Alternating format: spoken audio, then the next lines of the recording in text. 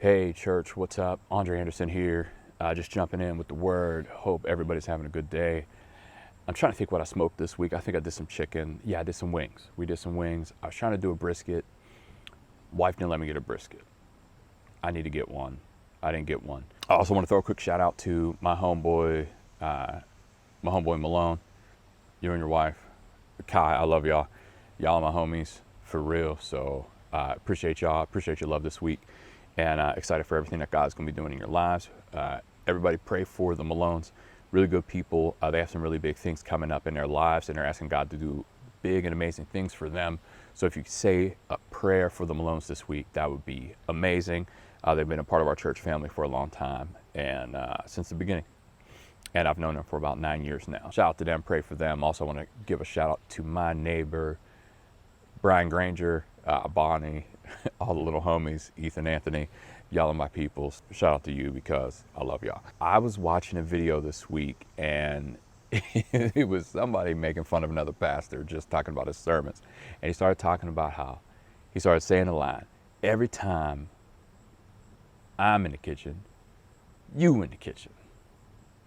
Every time I'm in the kitchen, you in the kitchen, eating all the food. It made me laugh. I was cracking up. I thought it was hilarious. But it made me start to think about what I want to talk about today in a roundabout way. To make this picture, we're going to go into 1 Chronicles 13. If you've never been to Barbecue Church, if you've never watched anything, we are a multi-site church that, I talk about barbecue from time to time. We put out sermons so that people can eat. We want people to eat biblically, spiritually, and literally. So we put out these sermons so that you can be fed no matter where you're at in the country, whether you're at one of our campuses or you're just choosing to show up at some point on YouTube or Facebook. We want to be able to put out something for you to be able to get fed. So we're glad you're here. Shout out where you're watching from, or just say something in the comments just to let us know that you're there. And share this with somebody if something speaks to you. If you feel like there's somebody in your life that needs to hear something, make sure you throw that out there for them. So starting off in 1 Chronicles 13, what was happening is the Ark of the Covenant had been captured, and David was bringing it back to the place that he had tried to prepare for the Ark of the Covenant. And as they were moving the Ark, they were moving in a way that they weren't supposed to move it. There were instructions on how you're supposed to move the Ark of the Covenant, and they didn't do it the way they were supposed to. One of the rules was you cannot touch the Ark. It was the presence of God. The Ark was the presence of God.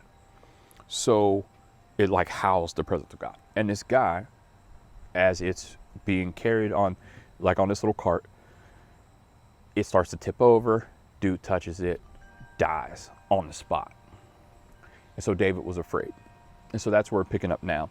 It says David was now afraid of God, and he asked, how can I ever bring the Ark of God back into my care? So David did not move the Ark into the city of David. Instead, he took it to the house of Obed-Edom of Gath. The Ark of God remained there in Obed-Edom's house for 3 months, and the Lord blessed the household of Obed-Edom and everything he owned. So here's the thing. Obed-Edom of Gath. Gath was not a place that the Israelites, they weren't people that the Israelites rock with. The type of person he was not the type of person that you would imagine would just have the presence of God in his house. Because David did not want to bring the Ark in. He was afraid. So the Ark stays at Obed-Edom's house, and it says that everything he owned was blessed. He had a bunch of kids. He had 8 kids. His whole family was blessed. Everything within his house was blessed. And if you read on, and I encourage you to read on the rest of 1 Chronicles 13 and just keep reading on, 14, 15, 16, you can see what happens. But when David comes and he removes the Ark of the Covenant from Obed-Edom's house, Obed-Edom goes with him. His whole household comes with him.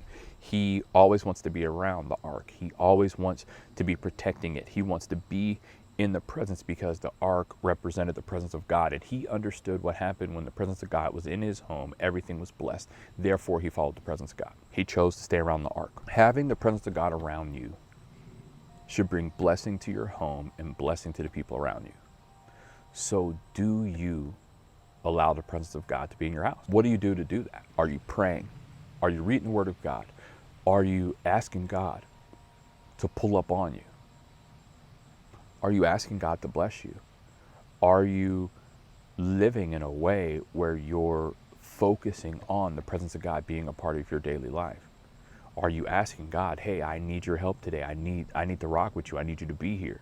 I need you to help me make some decisions. Or are you just going on about your life whichever way you want? Having a relationship with God, you should want to be in the presence of God.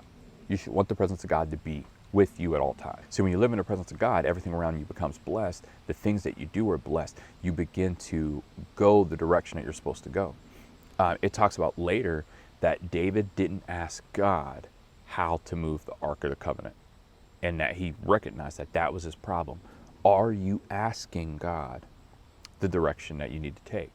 Are you asking God about the promotion that you want, about the job that you're going, about the house you want to move into? Are you asking God? Or are you just making moves on your own? Are you just doing whatever you want to do without asking? It's time to start asking God. It's time to be in the presence of God. It's time to invite the presence of God into our lives. It's time to ask him into our workplaces. Some of us have hostile work environments. Are you inviting God into your work environment? Are you taking a moment to pray and say, God, I ain't dealing with no mess today. Help get these people right. Help my heart be right. Make sure when I walk into that room, I need your presence to walk in with me. If you start inviting the presence of God into your life and into your home and into your workplace, you will see a difference. You're going to see a difference. Things will shift. People you don't like will stop bothering you. They'll keep their mouth shut. Watch. Start inviting the presence of God into your home. Start inviting the presence of God into your workplace. Start inviting the presence of God when you go to family meetings or when you go to family's house that you don't really like. We all got family like that. I'm allowed to say that. Don't be mad at me. You know you got family that sometimes you don't want to be around. Invite the presence of God in. There's times where I'll go in the rooms and I know I'm going to be around people I don't even really want to rock with. I pray about it. I'm like, God, I need your presence. I need you to do some work. I need you to do some stuff. And God always shows up. Things change. Things shift. Invite the presence of God into your life. Start having that childlike faith, which we've talked about another time. Have that faith and say, God, I need you to pull up. I need you to do something. Here's what I'm believing for. I'm believing for big things. Doesn't matter how big, how small. Believe. Ask God. Let the Spirit of God live inside you. Invite the presence of God to continue to move in you. When you give your life to Jesus, you say, look, I need you to be a part of my life. You say, I believe that Jesus died on a cross. I believe that he rose again for me, and I accept that sacrifice for me. Come into my life and change me. Let your presence live with me at all times. Surround me at all times. Help me make decisions. Help me move forward in life. Be with my family. If you look at the life of Obed-Edom, as he moved forward, his kids went with him. His kids were always with him. His kids learned to be in the presence of God. Like I said at the beginning, every time I'm in the kitchen, you in the kitchen. Are your kids in the kitchen every time you're eating? Are you eating? And are you setting up an environment where everybody eats? Are you setting up an environment where your kids understand how to get up and make themselves a plate? How to live in the presence of God? Every time you go, they are there. What does your kitchen look like? Does the kitchen have the presence of God, or is your kitchen just you? Is the kitchen just you making decisions? Or are you teaching your kids to try and figure this thing out with God? Ask God, see what happens. Move forward. Test God, try God out. Every time you in the kitchen, they should be in the kitchen. Every time you eat, they eat. To the point where they get to the point where they learn to eat on their own. Where they learn to invite the presence of God into their life. When you're not around, you gotta make sure everybody eats. So we need to recognize that the Spirit of the living God lives in us. We need to invite him into our lives. Invite him into every situation. Just walk in blessing and set your children up for it. If you don't have a relationship with God, pray the prayer. Like I said, believe Jesus died on a cross, believe he rose again for me, and I want a relationship with him. Come into my life, and I want to walk in your presence. I invite your presence to live with me, to rock with me, to surround me, and surround my house. Invite his presence. I invite his presence into my room, into my house. I invite his presence into my workplace. Help guide me. Help me to make proper decisions. Help me to make smart, wise decisions. The decisions that are going to help me out in life.